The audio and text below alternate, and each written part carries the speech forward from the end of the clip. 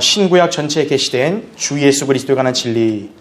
자, 오늘 이제 레위기, 오늘 이제 마지막 시간입니다. 레위기. 여러분 이제 레위기 23장을 한번 펴보겠습니다. 지난 시간에 이제 그 일곱 가지 주의 명절들 중에 속죄일은 살펴봤습니다. 왜냐하면 이제 레위기 16장에 나온 게 속죄일에 관한 구체적 규례다 보니까 우리가 거기를 살펴보면서 그리스도의 어떤 속죄 사역을 공부했고 이제 그 규례대로 행하는 절기가 속죄일이었죠. 그래서 우리가 속죄일을 해봤고요. 이제 이 시간에는 이제 나머지 명절들에 대해서 다시 한번 살펴보겠습니다. 사실은 이건 우리가 세대적 진리할 때도 좀 배웠고요. 그 이전에도 제가 강의를 분명히 했습니다. 그러나 우리는 이제 한두 번 듣는 걸로 다 알기는 어렵잖아요. 그렇죠? 하나님 말씀은 우리가 다시 봐도 또 새로운 것이고, 그렇죠? 또 그 말씀의 진리의 지식들을 우리가 더 깊이 있게 상고해 볼 수 있는 기회가 되는 겁니다. 그래서 여러분도 그런 마음가짐으로 이제 오늘 이렇게 강의를 들으시고 또 하나님 말씀을 통해서 다시 한번 레위기에 나타난 예수 그리스도에 관한 진리들을 보겠습니다. 자, 주의 명절들은 하나님께서 이스라엘 백성들에게 지키라고 주신 절기입니다. 그러니까 구약 성도들에게는 그냥 말 그대로 물리적으로 지켜야 되는 거예요. 하지만 우리가 지금 배우고 있는 이 주제에 맞게 이 7가지 주의 명절들도 어떻게 보면 예언적인 진리를 담고 있다는 거죠. 그래서 그 예언적인 진리들이 모두 예수 그리스도와 연관되어 있다는 겁니다. 그래서 우리가 지금 이제 살펴보는 건데요. 자, 먼저 교환을 볼게요. 자, 거기 주의 명절들 첫 번째 나오는 명절이 유월절입니다. 그렇죠? 여기 레위기 23장 4절을 보시면요. 주의 명절들은 이러하니 곧 거룩한 모임으로 삼아 그들이 시기에 따라 너희가 공포할지니라. 첫째 달 14일 저녁은 주께 유월절이니라. 이렇게 말씀을 하고 있습니다. 자, 그래서 그 밑에 보시면 첫 번째, 첫째 달 14일 저녁은 주의 유월절이니라 그랬죠. 교환에 유월절의 기원은 여러분도 다 잘 아시겠지만 출애굽기 12장에서 이제 나오게 된 거죠. 하나님께서는 이집트 땅의 모든 첫 태생을 이제 마지막 재앙으로 다 죽이실라 했어요. 그때 이집트 땅에 살고 있는 사람들이 이집트 사람만이 아니라 이스라엘 사람도 살고 있었잖아요. 그런데 하나님께서 이 첫 태생의 심판에 대해서는 민족적 차별을 안 뒀어요. 다른 재앙은 하나님의 백성과 그 다음에 이집트 백성 사이에는 차이를 뒀어요. 차별을 했어요. 분명히. 하지만 그 유월절 때 이 첫 태생 죽이는 거에 대해서는 차별이 없었다는 거죠. 죽음의 천사가 이집트 땅에 있는 첫 태생을 다 죽이는 거예요. 그런데 이스라엘에게는 어린 양에 잡아서 그 피를 문기둥에 바르게 함으로써 어때요? 죽음을 면하게 했다라는 거죠. 그러니까 죽음의 천사가 지나갈 때 그 가정의 그 집안의 문에 이 어린 양의 피가 발라져 있으면 어때요? 그 피를 보고 그냥 넘어가는 거예요. 그래서 유월절을 재앙이 지나갔다라고 해가지고 영어로 패스오버라고 하거든요. 그래서 유월절을 영어로 패스오버라고 그러는 거예요. 지나갔다 이거예요. 넘어갔다. 피를 안 발랐으면 어떻게 돼요? 누구나 다 그 집에 천사가 들어가서 그 장자를 다 죽이는 거예요. 전부 다. 하지만 그 피로 인해서 어때요? 죽음을 면하게 됐다라는 거죠. 그래서 두 번째, 그래서 이 유월절 양, 바로 이 양이 예수 그리스도를 예표한다라는 거죠. 고린도전서 5장 7절에서 사도 바울이 예수 그리스도를 유월절 양이라고 그렇게 말한 것으로 이거는 입증이 됩니다. 그렇죠? 따라서 이 유월절, 자, 유월절의 양이 죽어서 그 피를 발라야만 죽음에서 면하게 되죠. 그것을 예수 그리스도에게 적용한다면 당연히 예수 그리스도의 죽으심, 그분의 보혈, 이것이 유월절이 어떻게 보면 예표하는 거겠죠. 그렇죠? 자, 그렇게 보시면 됩니다. 그래서 그 밑에 괄호 1번을 보세요. 유월절에서 가장 중요한 것은 뭘까요? 양의 죽음이 아니라 더 중요한 거 뭐예요? 양의 피예요. 결국 핵심이죠. 피를 발랐냐 안 발랐냐잖아요. 그렇죠? 백성들과 이집트인들의 선과 악의 유무와 상관없이 그들이 죽느냐 사느냐에 대한 조건은 오직 피뿐이었다 이거죠. 자, 이것이 우리에게 가르치는 게 뭘까요? 우리의 구원도 행위에 있지 않고 오직 그리스도의 보혈에 있음을 보여주는 것이다 이거죠. 나는 굉장히 경건하고 또 신앙이 깊고 나는 굉장히 도덕적입니다. 그건 하나님 앞에 그건 중요하잖아요. 예. 반면에 저 사람은 진짜 흉악하다고 그러다 할지라도 예수 그리스도의 보혈을 신뢰하면 어때요? 그 사람은 구원받는 것이에요. 예. 바로 유월절 때 이집트인과 이스라엘을 차별 안 뒀듯이 모든 인간은 다 죽는 거 아니에요. 그렇죠? 죄 아래에 있고 죽는 거죠. 그러니까 구원은 누구도 상관없이 예수 그리스도를 믿음으로 받아야죠. 그 피로. 그렇죠? 자, 바로 2번. 또 유월절 양이 그리스도의 예표라는 또 하나의 진리는 뭐냐면 유월절 양의 고기를 봐야 돼요. 자, 유월절 양을 잡고 나서 고기를 어떻게 했냐? 불에 구워서 먹습니다. 그리고 절대로 물에 닿아서는 안 된다고 했어요. 유월절 어린 양은. 자, 이것은 십자가에서 고난당하신 예수 그리스도를 보여준다라는 거죠. 예. 유월절 양은 절대 그 물에 닿으면 안 되는 거예요. 그래서 예수 그리스도가 십자가에 매달려 있었을 때 물을 못 마신 거예요. 그렇죠. 물론 그 이전에 요한복음 4장에도 예수님이 그 사마리아 여인에게 물 달라 했는데 정작 물은 못 드셨죠. 자, 유월절 양은 물에 닿으면 안 된다 했기 때문에 그 양이신 예수 그리스도 또한 물을 마실 수 없었다 이거죠. 바로 그분이 십자가에서 당하신 고난은 물을 마실 수 없었기 때문에 불로 태워지는 고통을 받으셔야 된다는 거죠. 실제로 그분이 지옥에 가셔서 우리의 모든 죄들을 다 처리하신 거죠. 그죠? 지옥불로 가신 거죠. 자, 그리고 누룩 없는 빵, 쓴 나물을 먹어야 된다 그랬어요. 유월절 때는. 호화로운 음식 안 돼요. 유월절 때는 오로지 쓴 나물도 써요. 여러분 나물 쓰면 어때요? 그 먹기가 굉장히 그 고통스럽죠. 거북하고. 빵도 누룩 없는 빵은 어때요? 맛이 없어요. 바로 그것은 뭐냐면 그분의 고난을 또 상징하는 겁니다. 네. 그러니까 이 유월절 때인 그 양과 연관된 그런 고기, 음식 다 그리스도의 고난을 예표한다는 거죠. 괄호 3번. 이스라엘 백성은 유월절 때 언제 유월절 이제 밤에 그렇죠? 고기를 먹었죠. 유월절은 14일 저녁 때 행하는 명절입니다. 그러니까 한낮에 먹는 게 아니에요. 자, 예수 그리스도께서 어때요? 유월절 양으로 죽으실 때도 어때요? 깜깜한 밤과 같은 환경이어야 되는 거예요. 그래서 분명히 주님은 낮에 십자가에 매달리셨잖아요. 그렇죠? 하지만 그때 태양이 어떻게 됐어요? 3시간 동안 빛을 잃고 어둡게 되었죠. 네. 또 그것을 보여주는 거죠. 또한 이 이스라엘 백성들에게 유월절 그 고기는 아침까지는 아무것도 남겨두지 말라고 하셨습니다. 저녁에 다 먹으라 이거죠. 예. 또 영적인 교훈으로 보면 어때요? 급히 먹으라고 했거든요. 그 유월절에 있는 그 음식을. 바로 뭐예요? 구원도 속히 받아야 된다 이거죠. 구원을 미루거나 이렇게 느긋하게 받으려고 하면 안 된다는 거죠. 자, 아침. 왜 아침이라는 말을 강조했을까요? 성경의 예언적 적용에 아침은 뭘 상징해요? 바로 재림을 상징합니다. 그러니까 예수 그리스도가 유월절 양으로 죽으시는 것은 재림 때가 아니라는 거죠. 재림과 무관하다는 거죠. 네. 그리고 그분이 비록 죽으셨지만 그 죽음이 아침까지 지속되는 게 아니라는 거죠. 이례적이라는 것을 보여주는 것이다. 그렇게 여러분 알고 계시면 되겠습니다. 그래서 유월절 양은 그리스도를 예표한다. 그래서 밑에 3번째. 그러므로 유월절은 그리스도의 초림에 대한 예표다 이거죠. 특히 예수 그리스도께서 흘리신 피로 인한 구속을 분명히 보여주는 것이다 라는 거죠. 실제로 주님은 유월절 양 잡는 날에 죽으신 거예요. 이거는 제가 예전에 한번 강의했기 때문에 자세히 얘기 안 하고요. 예.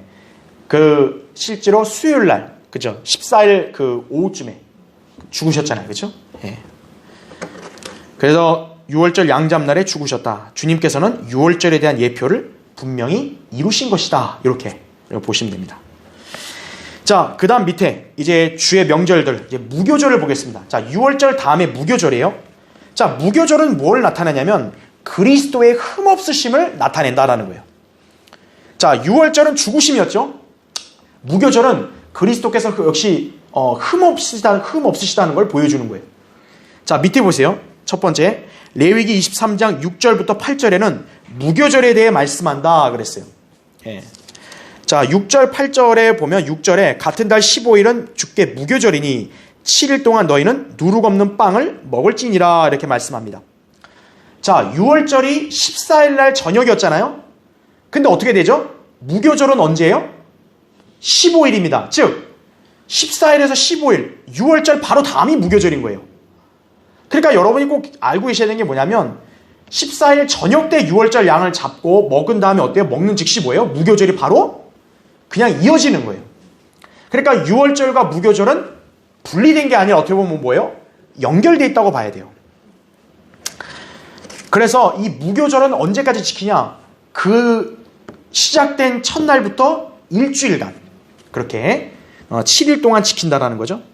그래서 교환을 보세요. 계속 출애굽기 12장 11절부터 20절에 따르면 그들은 7일간 누룩 없는 빵을 먹어야 했다 이거죠.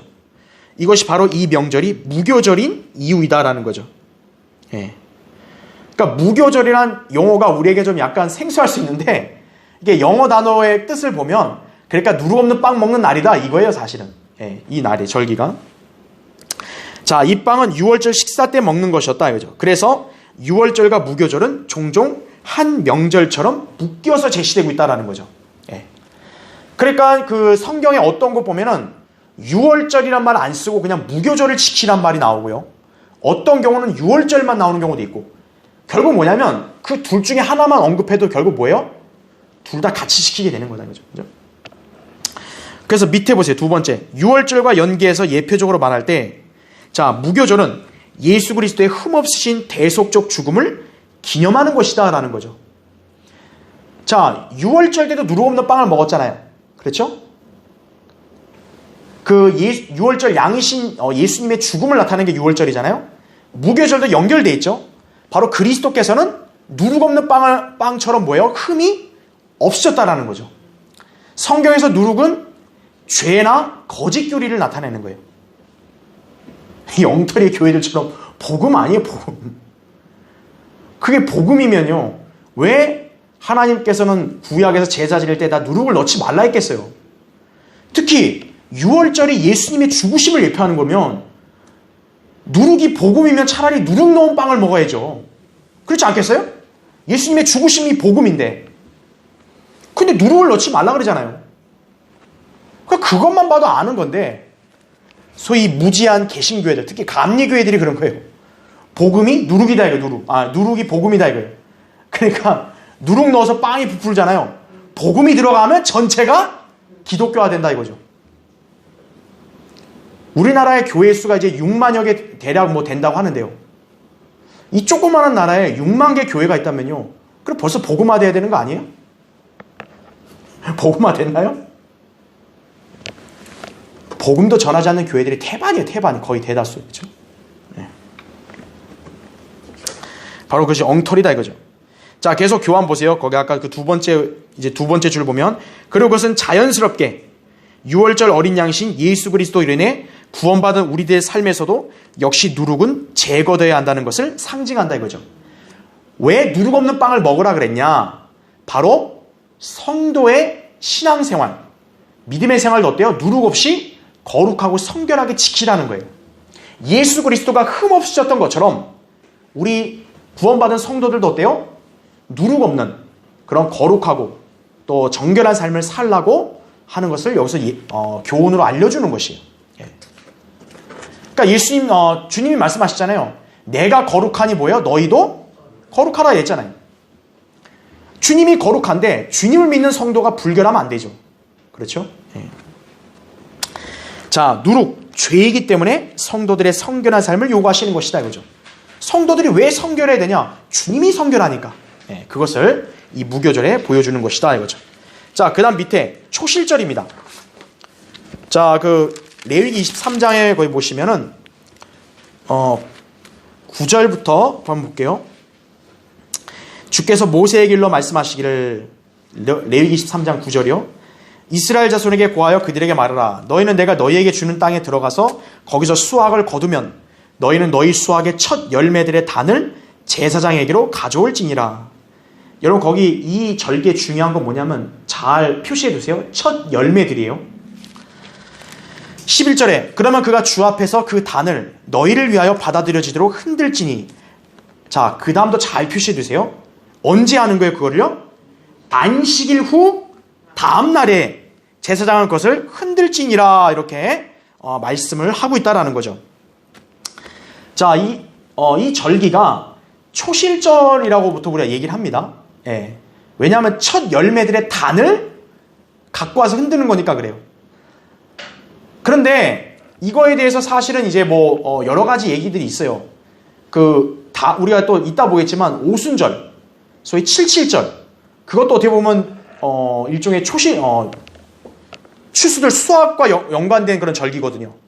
예. 그러다 보니까 이 초실절과 이게 구분하는 것이 구분을 안 하는 경우도 있긴 있는데, 그런데 이 절기도 구분할 필요가 있는 게 뭐냐면 이 절기는 언제 지키는 거예요? 안식일 후 다음 날이에요. 그럼 여기서 안식일은 언제적 안식일이냐 이거예요. 바로 무교절 기간이 있는 그 주의 안식일을 말하는 거예요. 아까 무교절 며칠 동안 지킨다 그랬어요? 7일이라고 했죠.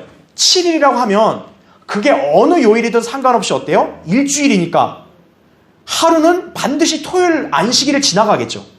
토요일과 일요일이 껴있겠죠. 바로 그때 지키는 거다 이거죠. 예, 이 초실절이라는 것은. 자, 그래서 교환을 먼저 볼게요. 여기 첫 번째, 초실절은 무교절 기간의 안식일이 지난 다음 날이다. 그래서 아까 읽었던 대로 첫 열매들의 단이라는 걸 근거로 해서 초실절이라 말씀한다 그랬죠. 자, 그래서 여기서 중요한 건 첫 열매들이에요. 그래서 밑에 보세요. 두 번째, 신약에서 첫 열매들을 누구라고 말씀하냐면 예수 그리스도라고 말씀한다는 거예요. 고린도전서 15장 23절에 보면 그러나 각자 자기의 서열대로 되리니, 그리스도가 뭐라 그래요? 첫 열매들 이렇게 말씀합니다. 여기서 첫 열매들이 무엇을 뜻하냐면 바로 그 윗절인 고린도전서 15장 20절에 보면 잠들었던 자들, 바로 그 잠들었던 자들과 연관되는 거예요. 잠들었던 자들이라면 성경에서 누굴 말하는 거예요? 바로 죽은 사람들을 말하는 거죠. 그 죽은 사람들의 첫 열매들이다 이거죠. 보통 죽어있는 거는 열매가 아니잖아요. 근데 열매라는 건 뭐겠어요? 죽은 게 살아났다는 거죠. 그래서 잠들었던 자들의 첫 열매들, 바로 부활을 나타내는 거죠.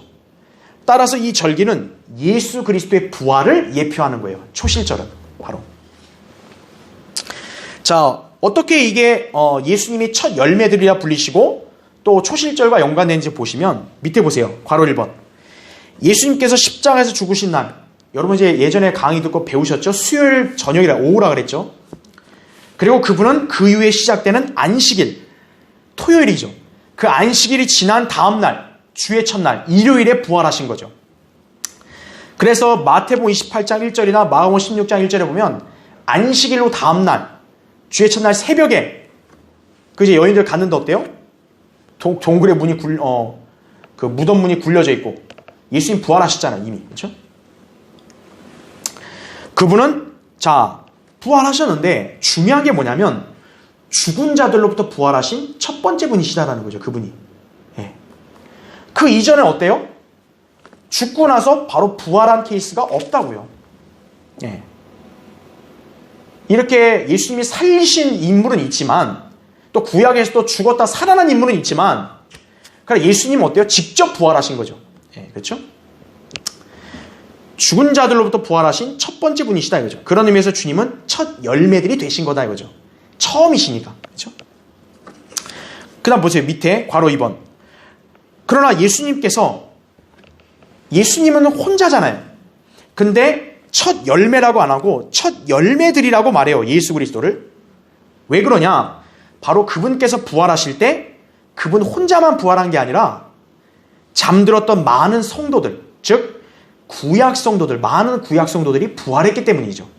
마태복음 27장 51절부터 53절에 보면 정확하게 그 내용이 나온다 이거죠. 주님이 숨을 거두시자 성전의 위장이 위에서 아래 찢어지고 무덤 문이 열리고 잠들었던 많은 성도들이 일어났다 그랬죠. 네, 그렇죠? 몸이 일어났으니까 부활이죠, 부활. 그래서 주님이 첫 열매들이라고 불리시는 거예요. 왜냐하면 예수 그리스도가 부활할 때 바로 그분과 같이 또 많은 구약 성도들도 부활했기 때문이에요. 그 첫 열매들 이렇게 말하는 거죠. 또한 구약 성도들만 부활하는 게 아니죠. 이후에 주님을 믿는 신약 성도들도 역시 어때요? 죽은 자들로부터 부활할 것이다. 그죠? 네. 말하자면 성도들도 그분께 속한 첫 열매들이 된 것이에요. 네. 그 로마서 8장 23절에도 보면 이렇게 나오죠. 성령의 첫 열매들을 가진 그러잖아요. 우리. 그렇죠? 네. 사실 우리도 그리스도의 몸 안에 속한 사람들 아니에요. 그죠? 네. 그래서 주님은 우리를 그렇게 하게 하실 것이다 라는 거죠. 그래서 우리 신약 성도들 역시도 어때요? 부활한다라는 거죠. 사람들은 죽음을 무서워하지만 어때요? 성도는 부활과 영생의 소망이 있는 거죠. 그러니까 우리는 설령 죽고 무덤에 들어가도 어때요? 다시 살아난다는 거죠. 자, 그래서 밑에 보세요. 세 번째, 초실절은 무교절, 즉 예수님의 죽으심과 연관된 그 6월절 무교절 기간에 있는 안식일 다음 날에 지켜진다라는 거죠. 초실절이 참 놀랍게도 언제요? 바로 주의 첫날 일요일에 지키는 거예요. 이것은 예수 그리스도께서 안식일 후에 부활하신 사건과 일치하죠. 예수님도 주의 첫날에 부활했잖아요. 이 초실절도 언제요? 주의 첫날에 하는 거예요.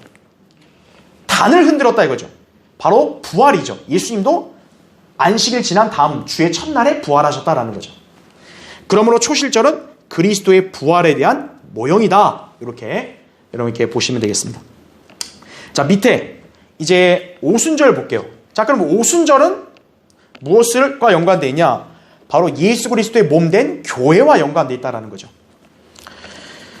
거기 보시면 그 밑에 첫 번째 교환 보세요. 오순절은 초실절부터 7 안식일을 지낸 다음 날이다. 7 안식일을 지냈기 때문에 이 날을 7.7절이라고도 부른다라는 거죠. 그러니까 오순절이라는 용어도 쓰지만 사실 구약에서는 7.7절이라는 말도 쓴다 이거죠. 7. 안식일을 어때요? 7번 지나갔다라는 거죠. 그러면 생각해 보세요. 안식일이 7번 지나갔다는 얘기는 일주일에 하나씩 있잖아요. 안식일이. 그러면 7번 지나면 7주를 지난 거죠. 49일 지난 거죠. 그 다음날 바로 어때요? 오순절이라는 거죠. 네. 그러니까 50일째 되는 거죠. 그래서 오순절이라고 얘기하는 거예요. 그래서 이 날을 7.7절이라고도 부른다라는 것은 이제 그런 의미도 있다라고 보시면 됩니다. 자, 밑에 보세요. 두 번째. 오순절에 대한 가장 확실한 사실.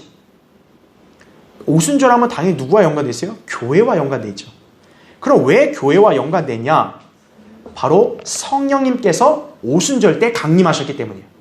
사도행전 2장 1절에 보면 성령님께서 그때 강림하셨다라는 거죠. 예. 자, 사도들은 이날 성령 침례를 받아 그리스도의 몸 안으로 들어갔다라는 거죠. 예. 자, 성령님의 임재하심으로 그래서 이날 어때요? 신약교회가 탄생한 거예요. 그 이전에는 모임 단위의 어떤 그런 교회는 있었을지 모르지만 그리스도의 몸은 없었다는 거죠. 그리스도의 몸인 유기체의 교회는 사도행전 2장의 오순절 때 생긴 거예요. 그런데 중요한 게 뭐죠? 당시의 제자들은 이 진리를 몰랐다고요. 그들에게는 이 계시가 가려져 있었던 거예요. 근데 하나님께서 누구에게 밝혀주신 거예요? 그걸요? 사도 바울을 통해 밝혀주신 거예요. 그래서 이 절기는 교회의 예표가 된다는 거죠. 그리스도의 몸된 교회가 탄생한 거예요. 자, 그래서 교회와 연관된 절기인데 여러분 성경 펴져 있죠? 레위기 23장 15절부터 제가 읽을게요. 잘 보세요. 너희는 안식일 후 다음 날 너희가 흔드는 제사의 단을 가져온 그날부터, 이게 초실절인 거죠. 초실절부터 세어서 7 안식일을 마칠지니 그랬어요. 너희는 7째 안식일 이튿날까지 50일을 헤아려서 주께 새로운 음식 제사를 드릴지니라 이거죠. 그러니까 오순절 때는 음식 제사를 드리라, 이게 지금 말씀하는 거예요. 17절 보세요. 너희는 너희의 거처에서 10분의 2로 만든 흔드는 빵 2덩어리를 가지고 나올지니 그 빵들은 고운 가루로 만들어. 자, 빵 2덩어리 여러분 잘 표시해 놓고요. 그 다음에 이게 중요해요. 잘 표시해 놓으세요. 누룩을 어떻게 하래요? 넣어서 구우라는 거예요. 아까까지는 어땠어요? 누룩을 넣지 않은 빵을 먹으라 그랬어요. 명절 때마다. 그쵸? 근데 여기서는 지금 어떻게 해요? 누룩을 넣어서 구우라 그래요. 그것들이 주께 드리는 첫 열매들이니라 또 이렇게 말씀하고 있습니다. 그렇죠? 자, 이제 교환을 볼게요. 자, 교환의 거기 두 번째 밑에 괄호 1번을 보세요. 오순절 날에 드려지는 두 덩어리의 빵. 특별한 의미가 있다 이거죠. 두 덩어리의 빵은 바로 이 교회를 구성하는 두 부류의 사람인 유대인과 이방인을 나타낸다 이거죠. 그 이전에는 하나님과 연관된 사람들은 오직 이스라엘 백성뿐이었어요. 하지만 이제 어때요? 예수님의 십자가 이후로는 유대인과 이방인 모두 어때요? 그리스도 안에서 하나가 돼서 어때요? 이제 하나님과 관계를 맺게 된다는 거죠. 그리스도 안에서 곧 교회 안에서 이 둘 사이에 가로막힌 중간의 벽이 허물어진 것이다 이거죠. 에베소 2장 14절을 보면 십자가를 통해서 그렇죠? 그게 허물어졌다 그랬죠. 원래는 벽이 있어요. 유대인, 이방인 하나님이 딱 엄격히 구분했어요. 그렇죠? 하나님은 유대인을 하나님 백성으로 차별해서 선택하셨고 이방인은 어때요?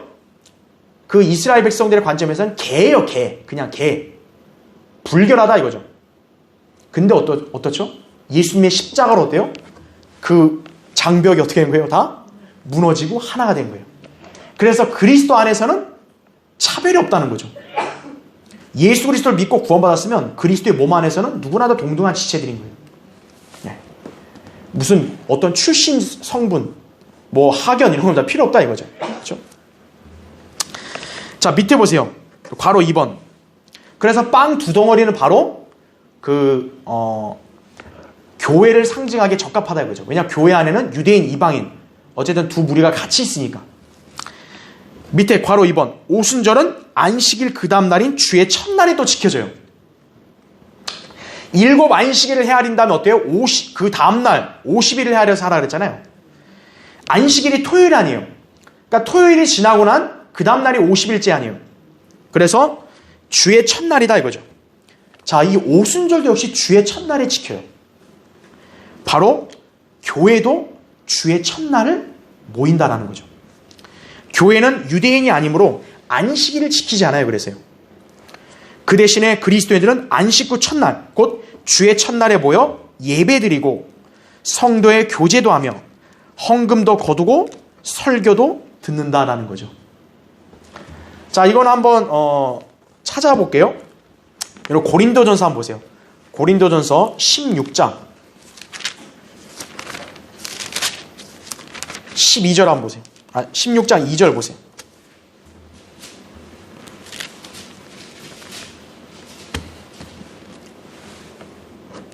가끔 이 엉터리 같은 안식교인들의 사람들이 교회가 일요일날 모이라는 근거가 어딨냐 이렇게 물어볼 수 있거든요.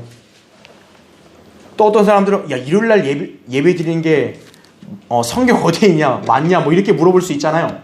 여러분 이 구절을 근거로 지시하면 돼요. 고린도서 16장 2절 보세요. 자, 16장 2절에 보면 매주 첫날에 그러죠. 바로 매주라 했을 때 이 주가 뭐예요? 일주일의 주에 언제요?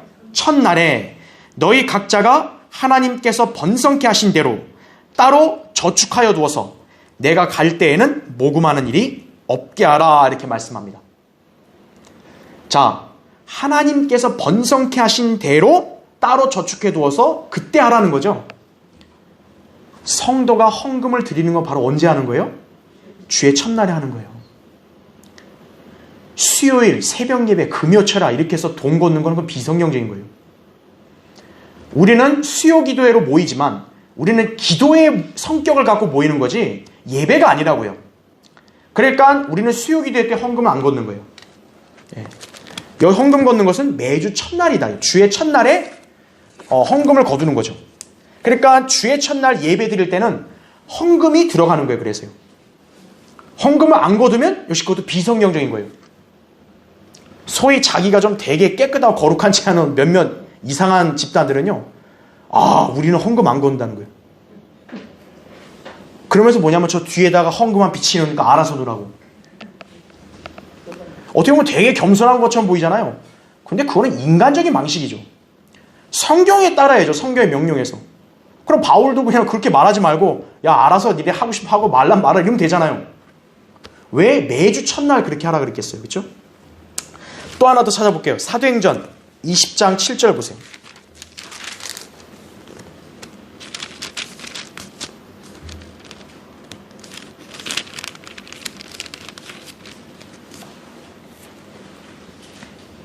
자, 사도행전 20장 7절.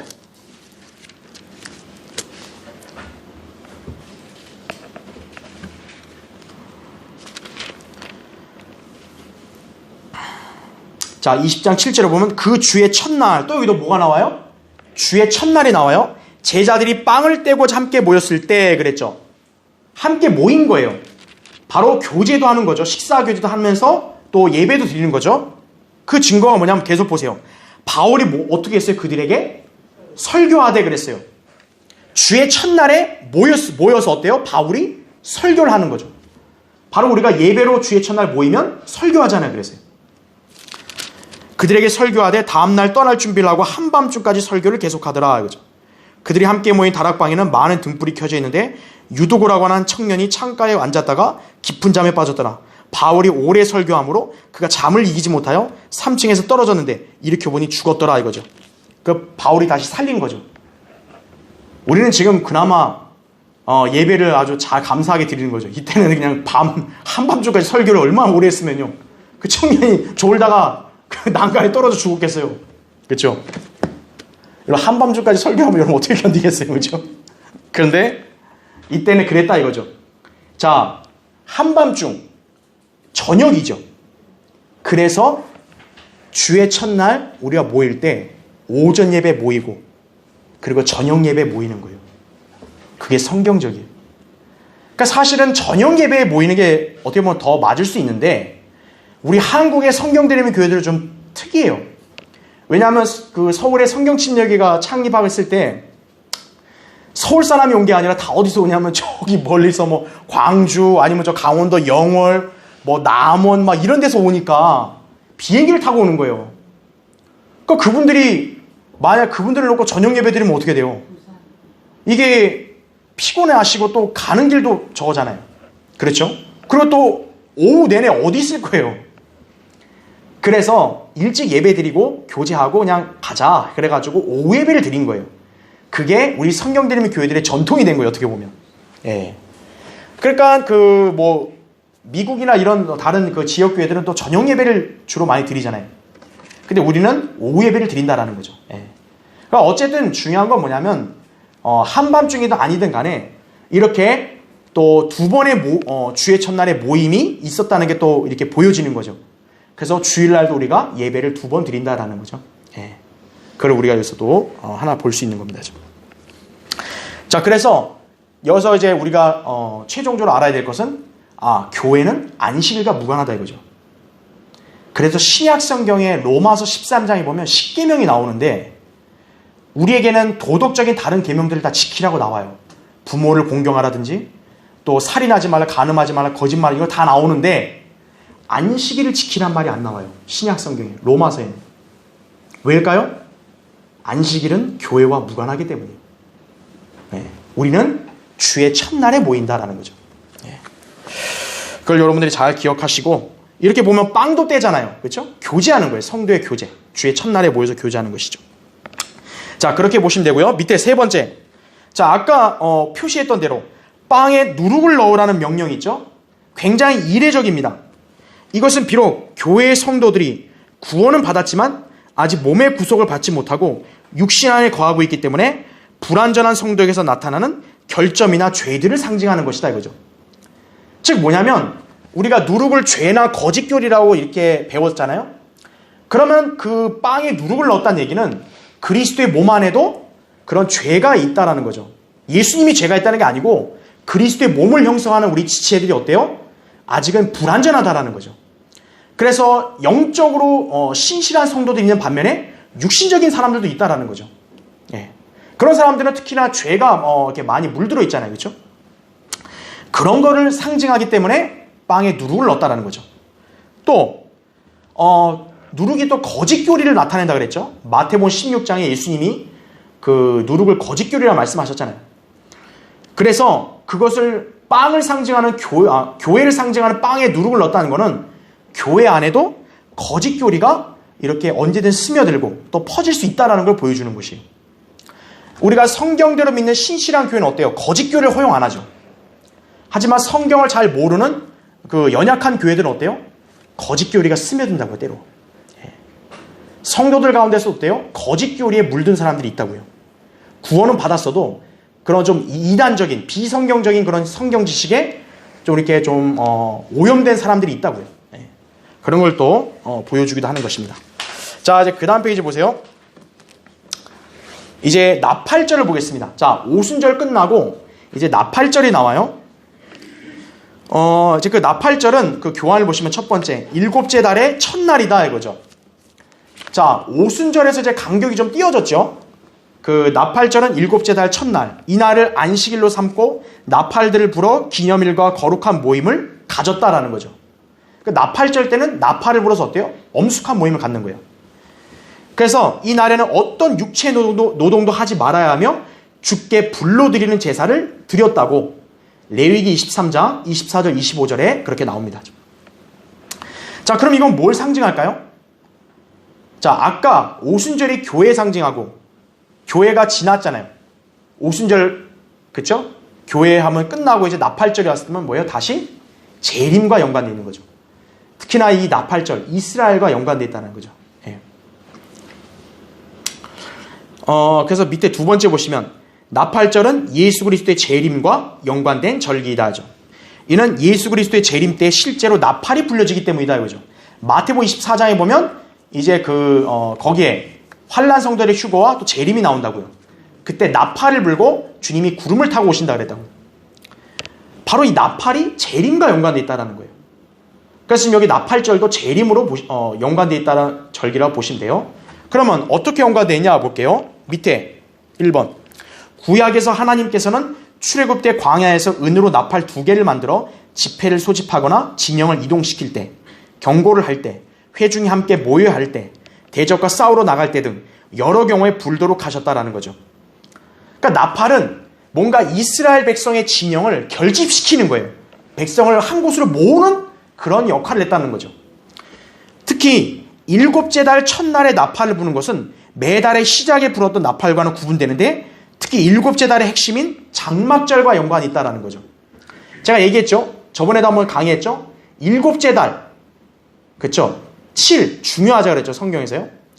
특히나 그 중에 가장 중요한 절기가 장막절이라 했죠. 그 장막절을 지키는 데 있어서 어때요? 일곱째 달이기 때문에 일곱째 달에 모여 있어야 어때요? 백성들이 결집되어 있어야 장막절을 지킬 거 아니에요. 나팔절이 바로 그런 역할을 한다는 거죠. 그래서 밑에 보세요. 괄호 2번. 말하자면 예수 그리스도의 재림. 재림이 있으면 천년왕국이 있고 이스라엘 안식이잖아요. 그렇죠? 바로 그걸 예표하는 장막절을 위해서 나팔을 부는 것이다. 하나님께서는 그리스도의 재림 전에 이스라엘을 모으시는 일을 하실 것이다. 그렇죠? 즉 주님께서는 광야에서 이스라엘 회중을 함께 모으거나 진영을 이동할 때 나팔을 불게 하셨던 것과 같이 이 절기는 예수 그리스도의 재림 전에 하나님께서 이스라엘을 그들의 땅으로 모으시는 것을 예표하는 것이다 라는 거죠. 예. 그러니까 이제 주님의 재림 직전에 보면 어떻게 보면 대환란 때도 이스라엘이 흩어지잖아요. 그렇죠? 근데 어때요? 이제 다시 하나님께서 그들을 모으신다라는 거죠. 예. 그게 바로 나팔절을 그거를 상징한다 이거죠. 그래서 밑에 세 번째, 또한 재림 직전에는 환난 성도들이 휴거가 되죠. 이스라엘도 모이고 환난 성도가 휴거됩니다. 역시 그것도 뭡니까? 나팔과 연관되어 있죠. 예. 역대기 5장 13절에 나팔 소리 가운데 임재하시는 주님의 모습이 또 나와요. 예. 그러므로 이 나팔은 재림과 관련된 나팔이다라는 거죠. 예. 그래서 이렇게 나팔은 뭔가 주님이 나타나시는 거, 이거와 연관되어 있는데 특히나 이제 재림과 가장 직접적인 연관이 있다라는 거죠. 이스라엘 다시 모으는 거. 그렇죠? 이제 그것을 보면 됩니다. 자, 밑에 마지막 이제 장막절입니다. 자, 지금은 지난 시간에 얘기해서 생략했지만 나팔절이 일곱째 달 1일에 해요. 그 다음이 속죄일이에요. 속죄일은 10일에 합니다. 바로 뭐냐면 이스라엘 민족이 용서받는 거죠. 이제 그들이 모아졌으면 어때요? 영적으로 회심하고 용서받는 거죠. 예, 그쵸? 그러면 그게 속죄일 10일에 있었죠. 그 다음 15일에 바로 뭐가 있냐면 장막절이 있는 거예요. 그 장막절은 자, 그리스도의 재림을 나타내는 거고, 동시에 뭐예요? 천년왕국의 이스라엘의 안식을 또 예표하는 거예요, 이게 바로. 예. 왜냐하면 순서를 잘 봐야 돼요. 그러니까 이스라엘 백성이 모였죠? 회심했죠? 용서받았죠? 그리고 이제 주님과 함께 어때요? 천년의 안식으로 들어가는 거죠. 이제 용서받았으니까 회복되는 거죠. 그런 순서라고 보시면 되는 거예요. 밑에 첫 번째 보세요. 장막절은 일곱째 달 15일부터 21일까지 무려 역시 며칠이에요? 7일 동안 계속되는데, 자, 수확이 끝나는 시기이며 추수를 감사하는 명절이다 그랬습니다. 따라서 출애굽기 23장 16절, 34장 22절에서는 연말의 수확절로 불린다라는 거죠. 이제 한 해의 거의 말에 어때요? 그냥 이제 마지막 수확을 거둬들인, 마치 그런 거와 똑같다는 거죠. 모든 수고가 이제 끝나는 거겠죠. 우리 농사 지은 분도 어때요? 농사 이제 수확 가도 마지막 수확 열매 다 거두면 어때요? 이제 일 끝난 거 아니에요? 일 끝났으면 더 이상 수고할 필요가 있어요? 없어요? 없죠. 이제는 마음껏 쉬고 또 즐겁게 안식을 해야죠. 바로 장막절의 성격이 그렇다라는 거죠. 그래서 이 장막절을 명령하실 때 이스라엘에게 한 해 중 가장 기쁨을 누리게 하는 시기가 바로 장막절이었다라는 거죠. 그래서 그 밑에 보세요. 두 번째, 장막절은 그리스도의 재림을 예표한다라는 거죠. 자, 왜 그럴까요? 예수 그리스도가 재림하시면 어떻게 됩니까? 이제 천년왕국을 이 땅에 세우시고 이스라엘을 회복시키시죠. 그래서 그들로 하여금 어때요? 이제 번성하게 하는 거죠. 풍요를 누리게 하고 마침내 이스라엘은 안식을 누리는 거죠. 지금 이스라엘은 안식을 못 누리죠. 왜냐하면 세상의 거의 모든 민족들이 어때요? 이스라엘을 적대시하잖아요. 항상 위험에 노출되어 있죠, 이스라엘은. 하지만 이때는 천년왕국 때는 이제 안식을 들어가서 이제 화평과 또 평화를 영원한 안식을 누리는 거죠. 그래서 히브리서 4장 8절부터 11절에 보면 이 안식으로 들어가는 내용이 나와요. 그것을 마치 뭐에 빗대 설명했냐면 구약의 광야 이스라엘 백성이 어때요? 약속의 땅인 카나안으로 들어가는 그거를 예표로 하는 거죠. 광야 생활 얼마나 힘들어요. 그러나 이스라엘의 광야 생활을 잘 견디면 어떻게 되는 거예요? 앞으로 하나님이 약속한 땅으로 들어가서 안식을 누리고 풍요롭게 사는 거죠. 복 받는 거죠. 그게 바로 미래 재림과 천년왕국을 보여주는 거죠. 끝까지 믿음을 지킨 이스라엘 남은 자들이 어떻게 돼요? 이제 천년왕국의 안식으로 들어가서 번성하는 거죠. 그걸 장막절이 보여주는 거다 이거죠. 그래서 그때 이스라엘은 민족들의 머리가 될 것이다 이거죠. 땅의 민족들 중에서 이스라엘이 최고가 되는 거죠. 밑에 세 번째, 주 예수 그리스도의 영광스러운 재림을 보여주는 변형산 사건. 아니 왜 장막절이 재림과 연관되어 있습니까? 그럴 때 여러분이 답을 찾을 수 있는 건 뭐예요? 변형산 사건이다 그죠. 마태복음 17장에 그 변형산 사건이 재림과 연관된 사실을 보여주는데 그때 장막이라는 표현이 나온다라는 거죠.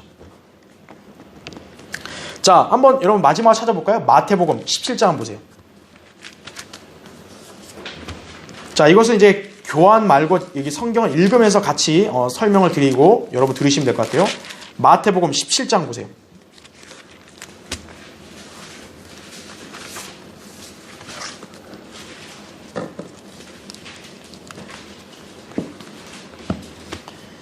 자, 마태복음 17장 1절 보시면 엿새 후에 이거죠.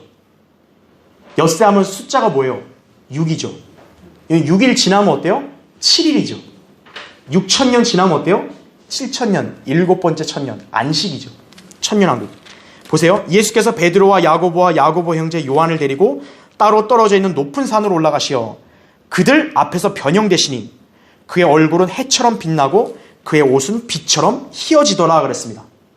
자, 변형되신 예수님의 모습이 해처럼 빛난다 그랬죠. 왜 해라는 표현을 썼을까요? 바로 주님이 의의 태양이시기 때문이에요. 말라기 4장 2절에 보면 의의 태양이란 말이 나와요. 의의 태양이 떠오른다 이거죠. 아까 제가 아침을 재림이라고 얘기했잖아요. 바로 태양이 떠오르는 게 뭐예요? 주님이 재림하는 거다 이거죠. 네. 그리고 시편 19편 4절 5절에 보면 태양은 뭐냐면 뭐라고 이렇게 말씀하냐면 태양을 위해서 장막을 세웠다고 말씀해요. 여러분 나중에 한번 찾아보셔서 읽어보시면 나와요. 시편 19편 4, 5절에 보면 태양의 장막을 그 장막과 연관되어 있는 것을 이렇게 말씀하고 있어요. 그 태양은 신랑방에서 나온 신랑 같고 경주하는 강한 남자처럼 기뻐한다 이렇게 말씀해요. 예수님이 신랑 아니에요, 그렇죠? 근데 장막과 연관되어 있다 그죠? 그래서 그렇게 말씀하니까 보세요, 거기 3절 17장 3절 보세요. 그런데 보라, 모세와 엘리야가 그들에게 나타나서 주와 함께 이야기하더라. 그러자 베드로가 예수께 대답하여 말씀드리기를, 주여, 우리가 여기 있는 것이 좋사오니 주께서 원하시면, 여기에 뭐라 그래도 장막 셋을 짓되 하나는 주를 위하여, 하나는 모세를 위하여, 하나는 엘리야를 위하여 짓겠나이다 그러죠. 왜 장막을 짓는다는 말을 할까요? 예, 바로 장막절이 재림과 연관되어 있기 때문에 그런 거예요. 자, 이제 교환 마지막 페이지 보세요. 그러니까 베드로, 이거 다른 데서는 베드로가 자기가 무슨 말 하는지도 모르고 이 말 했다는 거예요. 그러니까 이것은 뭐냐면 베드로가 생각하고 알고 얘기한 게 아니라 성령님께서 그의 입을 통해 예언적인 걸 보여준 거예요, 바로. 즉 장막을 짓는다. 아하, 주님의 재림이 장막절이구나. 이거를 계시해 주셨다라는 거죠. 그렇게 보시면 되겠습니다. 그러니까 장막절은 바로 재림, 그리고 천년왕국과 연관되어 있다는 것이에요. 자, 그래서 교환 마지막 페이지 보시면 네 번째, 스가랴 14장이 그 진리를 잘 보여줘요. 스가랴 14장 거의 앞부분은 재림의 모습이 나옵니다. 근데 14장 16절부터 21절은 재림과 함께 세워질 천년왕국이 나와요. 그러니까 순서가 재림 다음에 천년왕국이죠. 그런데 그 천년왕국에서 장막절을 지키라고 명령합니다. 근데 누구도 지켜야 돼? 이방인도 지키라 그래요. 막 이방인이 장막절 안 지키면 어떻게 돼요? 비가 안 와요, 그 땅에. 예. 그것을 스가랴에서 말씀하고 있습니다. 그래서 이와 같이 장막절은 주 예수 그리스도의 재림과 천년왕국을 예표한다, 이렇게 보시면 되는 거예요. 자, 마지막 다섯 번째, 장막절의 첫날은 안식일이에요. 육체노동 하지 말라 그랬어요. 엄숙하다 그랬거든요. 그리고 7일 동안 이 명절이 계속됩니다.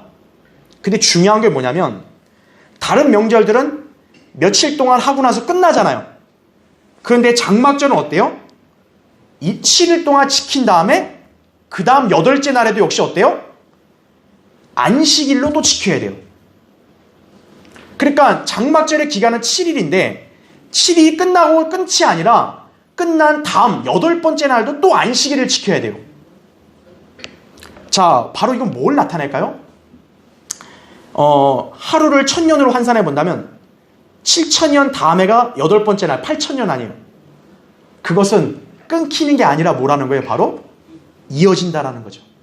1000년 기간의 안식을 누리고 1000년하고 끝으로 또 분리되는 게 아니라 뭐예요?